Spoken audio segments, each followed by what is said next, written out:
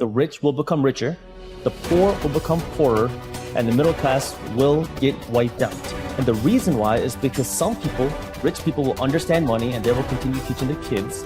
And everybody else, the majority of people who have no idea what's happening, will continue to become poorer because they don't even see it happening. The moment you take a paycheck, you're an employee, and that's the mindset. So my rich dad never paid me. He drew up my poor dad, government employee, nuts. You gotta pay people, you gotta pay people. And rich dad was not saying that the paycheck was bad. He says he didn't want to be a slave to money. So as an entrepreneur, if the rich dad folded, I just started another company. I don't need a paycheck. I don't need anybody to take care of me. If my government doesn't like me, move to another country because they need entrepreneurs. Mm-hmm. So the entrepreneur is not so much the business. The entrepreneur is really the mindset and the skill sets and the different set of rules. Small business does not operate in the same rules as big business. Entrepreneur is a mindset first, a skill set, and rules. And depending upon whether you're an employee or a small business, the rules are different. The mindsets are different. The skill sets are different. You inherited that, whatever it is, that poverty. You inherited that mindset, that idea of scarcity, that idea that you don't have enough money. You inherited that. Building wealth becomes a revolutionary act. Because now you start saying, I'm going to go against what I was taught. Right? And so I said, by starting with $25, if you can do $25 a month, that's cool. If you can do $25 a week, that's cool. But what happens is, once you start understanding the power of how your money works, you'll start saying, I don't need to do that because that's taken away from this. That 25 will now become $50. Guaranteed. That 50 will now become 100 because you're going to start doing more with less. The person who works out and sees that they drop 10 pounds in 2 weeks says, you know what, I'm going to go a little harder because I know if I can drop 10, I can drop 20.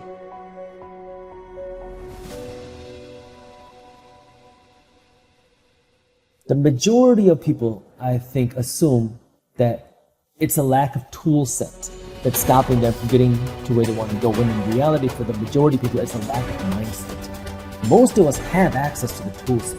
It's just a mindset that's lacking.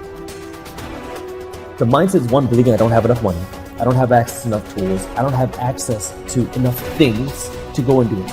That if I want to go and build a business, I need this, and this. I need $10,000, I need $100,000 to go out and do that. I need to have this type of degree, I need to have this type of parent, I need to have access to these types of people in order to go out and build a successful business. If I want to go out and invest my money, I need $10,000 before I can invest for it to be worthwhile. Why would I want to start investing with $10? What is that going to do? When in reality, these small investments do build up. If you are 21 years old today, and you start by investing just $100 a month, which is just over $3 a day, and you do this consistently until you retire, when you're 65 years old, 66 years old, and you can get an average 10% return on your money. That doesn't mean it's a 10% return every single year. It's an average 10% return over the course of investment, which is the average stock market return. You will retire a millionaire. Savers are losers and cash is trash. And yet people, I want a high-paying job. Well, that's an obsolete idea. Get out of debt is an obsolete idea. You should learn how to get into debt, how to use debt to get rich, and they'll never teach you about taxes. The reason the 1% is way up here and the 99% are going this way is because when you print money, two things happen: inflation and taxes. They crush you. How do we start changing the mindset? And some people might be like, but why would you tell them that? Because what happens is you got to start somewhere. You got to make the game winnable in the language that we can understand. And so once you learn English, now you say, you know what, I want to learn Spanish. I want to learn French. I want to learn that because now you understand the power of words. And so once they started understanding the power of the game, it was like, okay, I can play this game. And so it was powerful for me when my homies in the street started investing their money.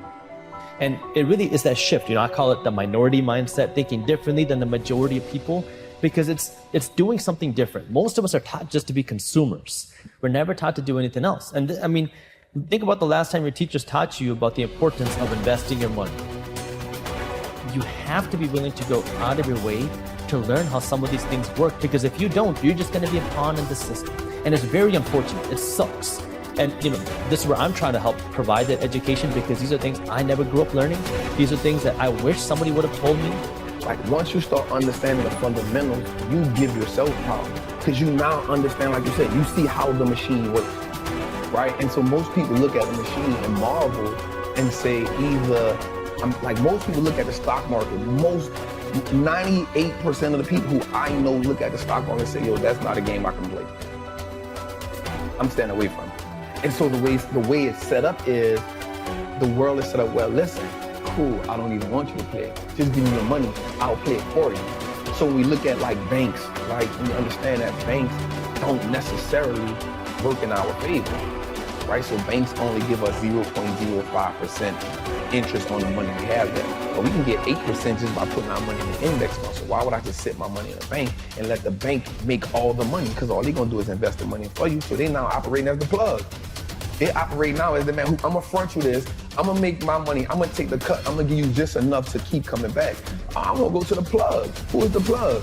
The stock market, right? And so once I understood the fundamentals of like, the most important thing too is we don't understand how money works. That's a whole different language in its own. The relationship with money in my community is you make money just enough to pay bills. And so once you get tired of paying bills, you say, you know what? I need to treat myself to something, right? No matter if I gotta go in debt, no matter if I need to treat myself to something to take this misery away. So you treat yourself to something that you can't afford at the time, right? But it makes you feel good in the moment. And so because it makes you feel good, you say, you know what? I'm living. This is a reprieve from everyday struggle. Let me get back on the hamster wheel. And so the sacrifice now becomes hard, because now you're saying, I gotta work, and never get that reprieve. I'm not willing to do that, right? And so that's the mindset comes in and say, everybody around me had the same problem. No one represented the solution. So if I don't change something, I'm only going to end up like everybody else I know. When we have obsolete ideas, we get obsolete results. So what's happening for most people, the idea of going to school, getting a job, working hard, saving money, getting out of the debt, buying your house because it's an asset and it doesn't go long term, is obsolete. The world has changed. Where should people be putting their money? I know there's no one size fits all. So I'll tell you where I invest my money. I invest my money in 5 places. My business, market briefs, and other startups. I invest my money in real estate. Invest my money in stocks. Invest some money in cryptocurrency. And invest some money in physical gold. Now, before, my active investment, main one was real estate. That was the thing that I loved and the thing that I really understood. So anytime I had extra cash, I would go out and buy rental properties. But now I'm doing less and less of that so I can have more money to invest in my own company, market briefs. I pay myself a salary. Out of that salary, pretty much all of that gets passively invested. It gets invested into stocks, crypto, and physical gold. So what does that mean, right? Well, in stocks, I have a system where every Wednesday, you can pick whatever day, it doesn't really matter. But for me, it's Wednesday. My money is automatically pulled out of my bank account and it's invested into a few different ETFs. So an ETF is an exchange traded fund, and you could think of it like a group of stocks. So instead of going out and investing in Amazon, one company, and then hoping Amazon grows, you invest in a group of companies. Like some will give you exposure to 30, some will give you exposure to 500, some will give you exposure to thousands. There's a bunch of different ETFs out there. And there's ETFs for a bunch of different things. Like one example that I invest in is the S&P 500 ETF. The S&P 500 is a group of the biggest 500 companies on the stock market. And so when you invest in this ETF, you're literally or indirectly / directly investing in the biggest 500 companies on the stock market without individually investing in all of them. You invest in one ticker symbol and it gives you exposure to all of them. So you're in essence investing in the companies that make America, America, you're investing in America. You can invest in specific sectors, technology, healthcare. You can invest in companies around the world, emerging markets. And so you can find these ETFs, again, Google search, YouTube, you'll find kind of things that you'll see what you're interested in. Buy what you're spending your money on. And so that's the one thing that I do. I have a few ETFs. Every Wednesday I'm buying. And then I have my cryptocurrencies. So for me, I think cryptocurrency is going to have a lot of value in the future, but I also believe it's going to be very volatile. I think we're going to see a lot of, just like anything else, there's a lot of dumb money in crypto. And, anytime you have all this money that was printed, right, money's going to want to go to dumb places. And so I think that we're going to see some cryptocurrencies go under. And again, what is that going to do? It's going to create panic, it's going to create volatility, it's going to create fear. So, especially when the newer asset class, you have to be willing to understand that and withstand that.